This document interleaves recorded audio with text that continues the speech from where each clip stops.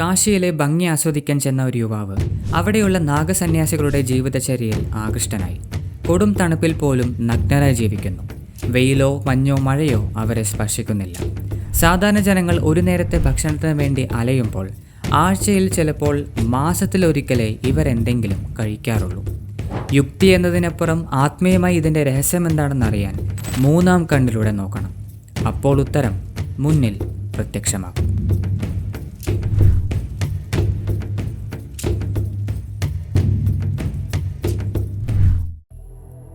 പ്രപഞ്ചത്തിലെ എല്ലാ വസ്തുക്കളും തമ്മിൽ കണക്റ്റഡ് ആണ്. ഒരു വസ്തുവിന് അതിൻ്റെ വൈബ്രേഷന് താഴെയുള്ള അല്ലെങ്കിൽ മാച്ചിങ് ആയ മറ്റൊരു വൈബ്രേഷനെ ഈസിയായി സ്വാധീനിക്കാൻ സാധിക്കും.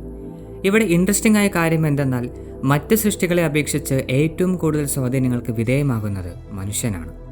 ഇതൊരേ സമയം ഗുണവും ദോഷവും ചെയ്യുന്നു. ഒരു വ്യക്തിയുടെ മാനസിക ആരോഗ്യം അവന് ലഭിക്കുന്ന സൂര്യകിരണങ്ങളെ ആശ്രയിച്ചിരിക്കുന്നു എന്ന് പറഞ്ഞാൽ ഭൂരിഭാഗം ജനങ്ങളും വിസമ്മതിക്കാനിടയുണ്ട്. പക്ഷേ ഇത് സത്യമായ കാര്യമാണ്. ഭൂമിയിൽ സൂര്യപ്രകാശം കുറവുള്ള രാജ്യങ്ങളിലെ ജനങ്ങൾ മറ്റ് രാജ്യങ്ങളെ അപേക്ഷിച്ച് മാനസികമായി വിഷാദത്തിൽ കഴിയുന്നവരായിരിക്കും.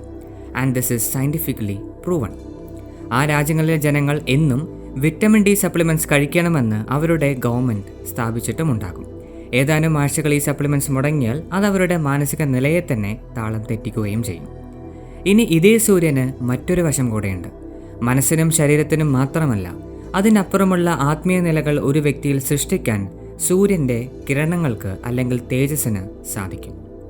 ഈ വാസ്തവത്തെ മനസ്സിലാക്കിയാൽ സങ്കല്പത്തിനപ്പുറമുള്ള ആത്മീയ പരിവർത്തനങ്ങൾ ആ വ്യക്തിയിലേക്ക് ഈസിയായി വന്നുചേരും. സൂര്യനിൽ നിന്നും വരുന്ന വിറ്റമിൻ ഡി ശരീരം എങ്ങനെയാണോ വലിച്ചെടുക്കുന്നത്, അതേപോലെ മനുഷ്യൻ്റെ 7 ചക്രങ്ങൾക്കും പ്രപഞ്ചത്തിലെ വിവിധ ശക്തികളെ അബ്സോർബ് ചെയ്യാൻ സാധിക്കും. തുടക്കത്തിൽ പറഞ്ഞ സൂര്യ തേജസ്സിനെ അബ്സോർബ് ചെയ്യാനും അതിന് ശരീരം മുഴുവനും വ്യാപിക്കാനും ശേഷിയുള്ളത് മൂന്നാമത്തെ ചക്രമായ മണിപ്പൂര ചക്രത്തിനാണ്.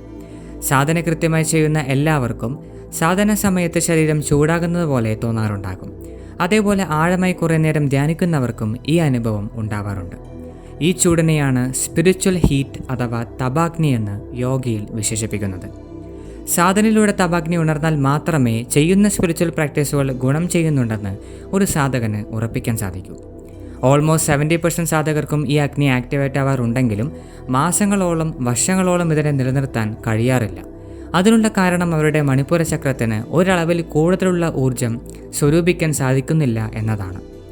നിങ്ങൾ ജനിക്കുമ്പോൾ മണിപ്പൂരയ്ക്ക് എത്ര കപ്പാസിറ്റി ഉണ്ടായിരുന്നോ അതേ കപ്പാസിറ്റിയിലാണ് ഇപ്പോഴും പ്രവർത്തിക്കുന്നതെങ്കിൽ കുറച്ചു മുമ്പ് പറഞ്ഞ ലക്ഷ്യം എപ്പോഴും അസംഭവ്യമായിരിക്കും.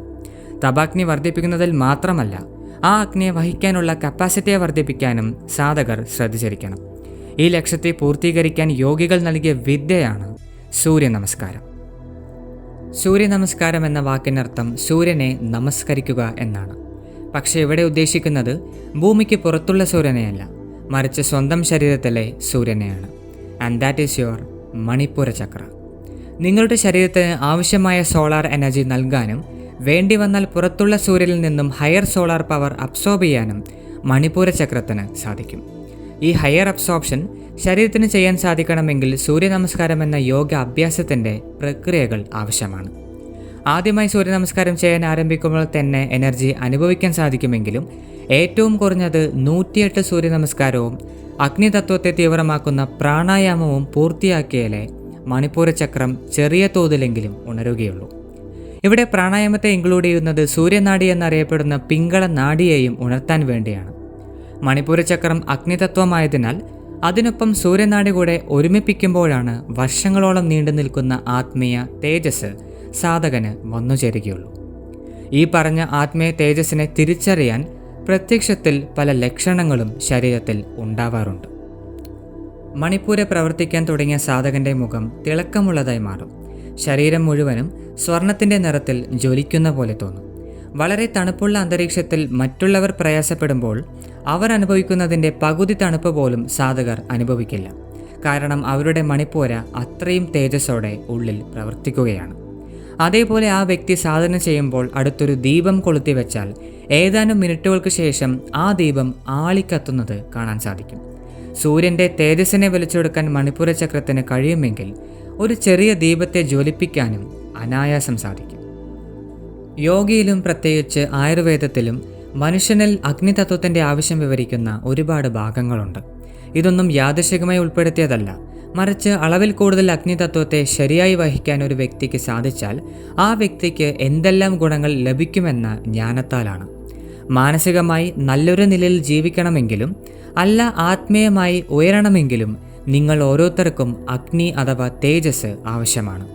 ഈ കാരണത്താലാണ് മിക്ക യോഗദീക്ഷകളിലും ഈ 2 വിദ്യകൾ നിർബന്ധമായും ഉൾപ്പെടുത്തുന്നത്. നിത്യമായി പരിശീലിച്ചാൽ അതിൻ്റെ എല്ലാ ഗുണങ്ങളും നിങ്ങൾക്ക് ലഭിക്കുകയും ചെയ്യും.